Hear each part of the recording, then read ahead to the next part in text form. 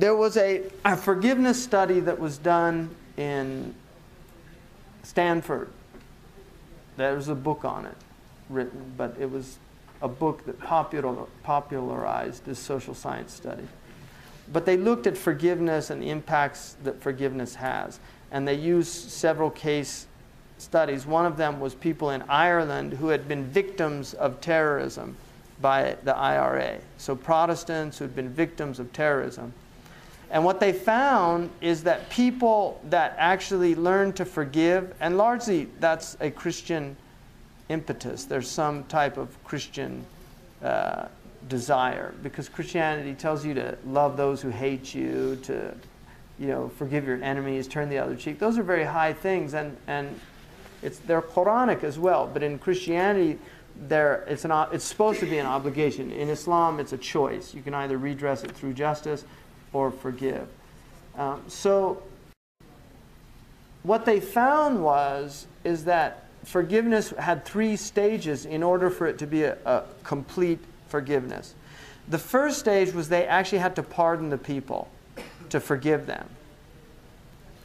And then the second stage was they actually had to desire good for them, like pray for them or something like that. And then the third stage was they actually had to do something good to them to complete it. So it wasn't enough just to forgive, like I forgive them. No, it was actually to forgive them and then to desire good for them. Like in your heart, you actually want good to come to them, not bad or harm. And then the third stage was you actually did something good to them. Now, if you look in the verses of Quran that deal with this, they follow that pattern.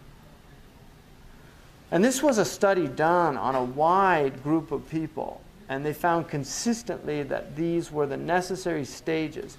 If you look in the verse in the Quran when Allah subhanahu wa ta'ala says, وَالْكَاظِمِينَ الْغَيْظِ, those who suppress their anger, وَالْعَافِينَ عَنِ النَّاسِ, and those who forgive others, who pardon others. So the first stage is that suppressing your own negative feelings towards the person, وَالْعَافِينَ عَنِ النَّاسِ, and then actually displaying that generosity to them by telling them, I forgive you, that pardoning. وَاللَّهُ يُحِبُّ الْمُحْسِنِينَ, and Allah loves those who do good to others.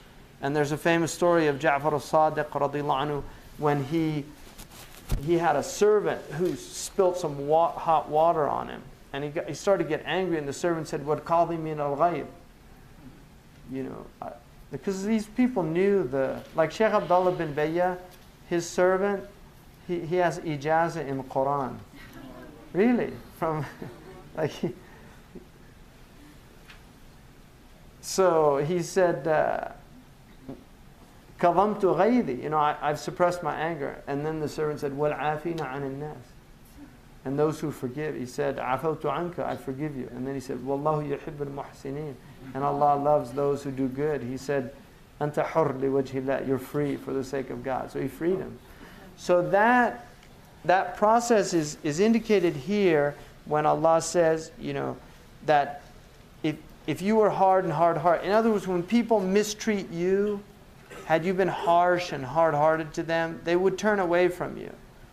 So what does Allah tell the Prophet when they mistreat you? Forgive them, pardon them. فَعْفُ عَنْهُمْ وَاسْتَغْفِرْ لَهُم, ask forgiveness, desire good for them.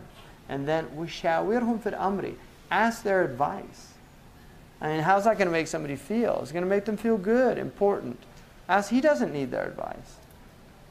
Prophet ﷺ doesn't need their advice. He's got Jibreel's advice. He's got the advice of Rabb al-Alameen. But that asking the advice is empowering people, making them feel part of something. And then Allah says, فَإِذَا عَزَمْتَ, but once you've decided to do something, فَتَوَكَّلْ عَلَى اللَّهِ, trust in God. Once you've set out to do something, trust in God. إِنَّ اللَّهَ يُحِبُّ الْمُتَوَكِّلِينَ, Allah loves those who trust Him. And then وَإِن يَنْصُرْكُمْ اللَّهُ فَلَا غَالِبَ, if you give victory to God, no one can conquer you. There's no ghaliba.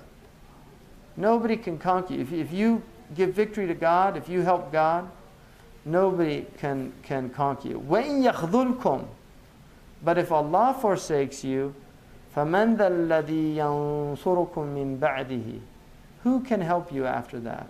If God forsakes you. So we forget that one of the tajalli of God is khidlan. God gives tawfiq, He gives people success, but He also withholds their success. There's a forsakenness. And that forsakenness comes when you forsake Allah. Because Allah has mu'amala bil mithal with His people. If you give victory to God, God gives victory to you. If you turn away from God, God turns away from you.